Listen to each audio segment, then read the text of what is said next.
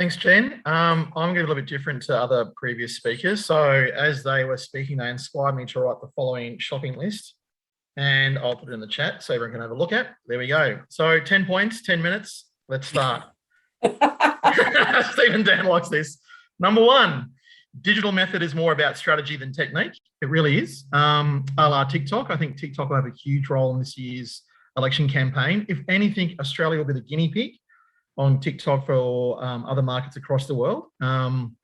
We're seen as a test market as it is for a lot of strategy ideas and social media. And we see that through firms like Toffa, who really were quite influential in the UK campaign and what they do with their digital strategy. Link to point one. Oh, look, I'm on time. I've got my stopwatch running too. Link to point one. UGC, user-generated content, will become more influential in campaigns and hard to regulate. It's really hard to stop this stuff. It's really hard to prove it's been done by a party. I can be a very loyal person in a political party, supporter of it, not a member. I can make content, and it's very hard to stop that from happening. And by the time they take it down, it's too late. Damage has been done. I think one of the papers I saw recently was about a hashtag running on WeChat. It took 30 minutes before it went around the world. Incredible, right? And 30 minutes that's WeChat. That's not the bigger Western social media applications. And I think that's the other thing too. We need to learn a lot from China. China is teaching us a lot about how to use campaigning methods and how to do it in a very positive way to win over a large mass market. I think that's forgotten sometimes. People, they go after China a bit hard, I think, and I'll leave it there. But their methods, that's what you need to look at because they're really good at doing what they do. Okay, so minute 48. Okay, Dan, you can keep on the timer. Number 3.3, still an overemphasis that the message is the product. It's amazing how many people still go, message, product. Oh, I'm buying it. No. We're not doing political marketing per se. We're doing political messaging then. But a lot of parties and candidates, when I speak to them or talk to them, even genos as well, it's all about the message. And I keep on saying, no, the message is just the communication part of the product. Like Carolyn touched on that before. Carolyn, awesome. Loved your work. Good thinking too. Happy to catch up with you and talk about Elbow. So I'm like 2:30. I can slow down a bit. But there's definitely an overemphasis. And again, I pick up on this across the world. I've got a colleague, Milos, in the Czech Republic, who talks about this all the time in the Czech Republic, about how important that is. Probably some people know him on this panel already. Point 4, product is issue. So in other words, we've moved away from a broad-based policy platform. You can throw that out the window. That's gone. You want proof of it in New Zealand? Jacinda Ardern's Instagram posts are living proof that she's thrown out the policy platform going like this. I watch them because they're brilliant, because they're really smart work where she's given people a 2-minute information dump in a friendly, I'm either Auntie Jacinda or Mum Jacinda or your neighbour next door Jacinda, and here's the issue I'm dealing with. So that we can forget the broad-based policy. It's more about the issue, and issue responses and how we respond to them. That's what we're seeing here in Australia, are becoming differentiation rather than policy. Again, a lot of people fall into that trap, which is exactly what they want you to do, is look at the response and not the policy. Labor recently fell into that trap with their $300 plan for immunisations. The research was there. There's papers on it. There's papers saying financial incentives work quite well. We're all marketers or people who know marketing. We know it's going to work. But at the same time, it was just rushed. It was a hatchet response job, and then it became policy, and they fell into a big trap with it, and Morrison ambushed them.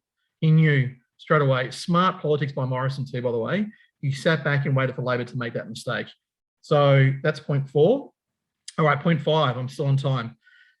Brand is discussed by parties. I have a lot of people talking about brand. Managed, it is. The Carolyn talked about before about that 3-paragraph rule. Nothing screams management more than that. We're keeping this tight. We're keeping it small target. Labor loves small target. They have since Beasley's days. They regret him not becoming Prime Minister, and a lot of people still in the party look back at Beasley as the Prime Minister they should have had but never did. But it's burnt them. It's scarred them. It's like a really horrible, nasty breakup, and it's there forever now in their minds. So they've fall back on personal brands a lot because the party brands have become obsolete, as it were. They're just names now. They're nothing more than that. It's like just, saying a Corolla or a Camry. Dan, nod to you for Kevin Rudd 07, Rudd 07, our paper there.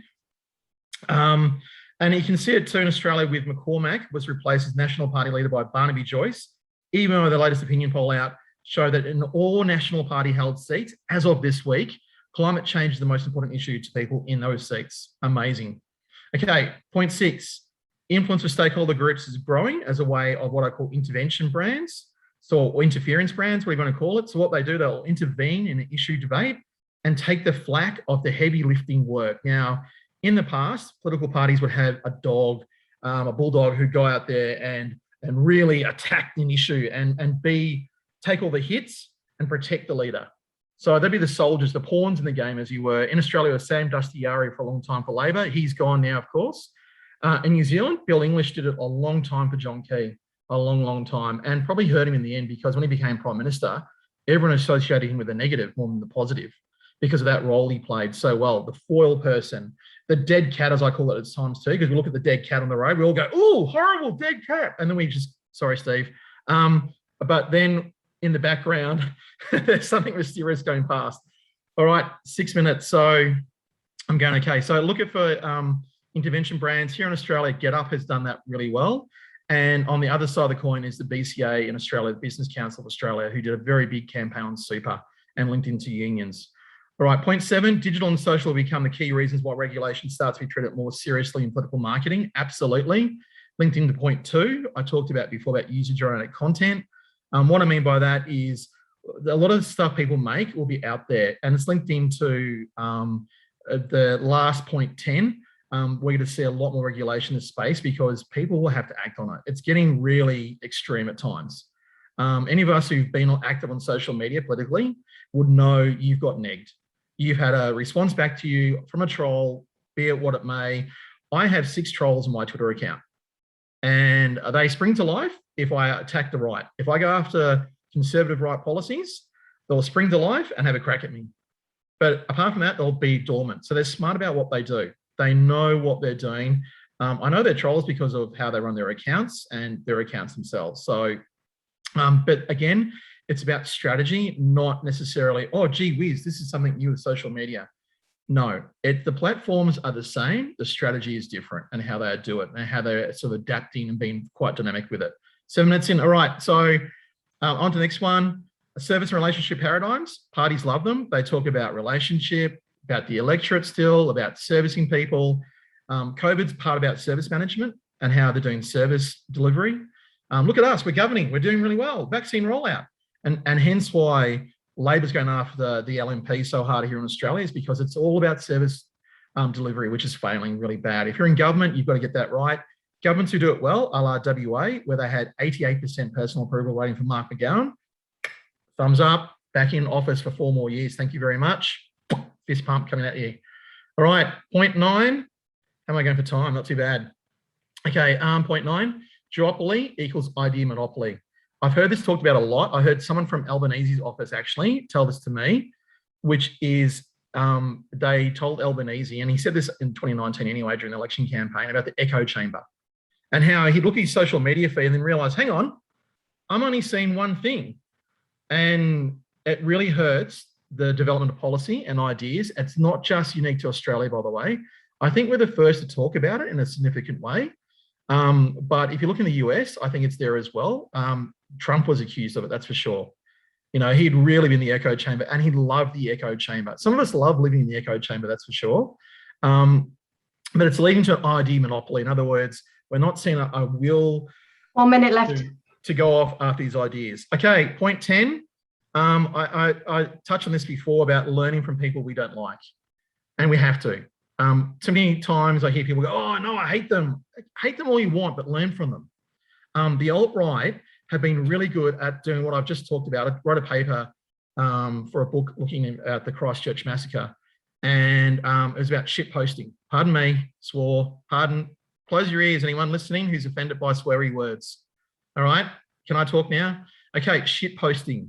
Okay, and that's the new negative advertising, because what it does, it's getting the emotional response negative advertising used to do. So, and negging as well. I'll neg you. If you do something on social media, I'll come up and neg, troll, whatever you want to call it. It's very much alt-right policy, but also at the same time, it's instantaneous reward and gratification for people who do it.